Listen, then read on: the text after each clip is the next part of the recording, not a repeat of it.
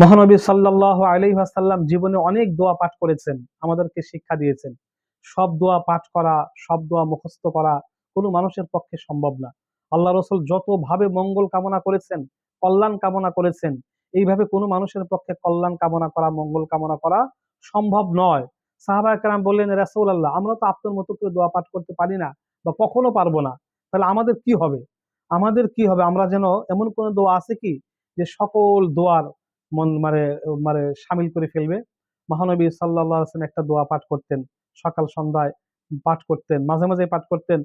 আল্লাহুম্মা ইন্না নাসআলুকা মিন খাইরি মা সাআলাক মিনহু নাবিয়্যুকা মুহাম্মাদুন সাল্লাল্লাহু আলাইহি ওয়াসাল্লাম ওয়া নাউযু বিকা মিন শাররি মা ইসতাআযা মিনহু নাবিয়্যুকা মুহাম্মাদুন সাল্লাল্লাহু আলাইহি ওয়াসাল্লাম ওয়া আনতাল মুস্তাআন ওয়া আলাইকাল বালাগ ওয়া লা হাওলা ওয়া লা কুওয়াতা ইল্লা বিল্লাহ।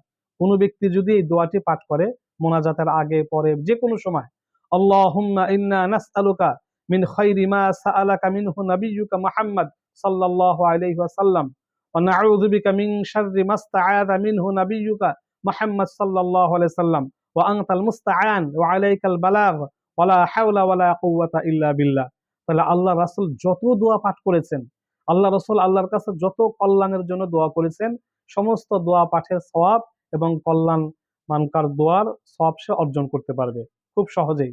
তাহলে আমরা দোয়াটি অবশ্যই শিখে নেব যে আল্লাহ রসুল যত দোয়া পাঠ করেছেন, সমস্ত দোয়ার ফজিলত, সওয়াব এবং কল্যাণ কর দিক আমরা অর্জন করে নিতে পারবো। এই দোয়াটি অবশ্যই আমরা মোনাজাতের আগে হোক, মোনাজাতের ভিতরে হোক, বিশেষ করে মোনাজাতের ভিতরে আমরা যখন লম্বা মোনাজাত করবো, একাকে মোনাজাত করবো, এই দোয়াটি পাঠ করব। তাহলে আল্লাহ রসুলের সমস্ত কল্যাণকর চাওয়া পাওয়া আল্লাহ পাক আমাদেরকে দান করবেন।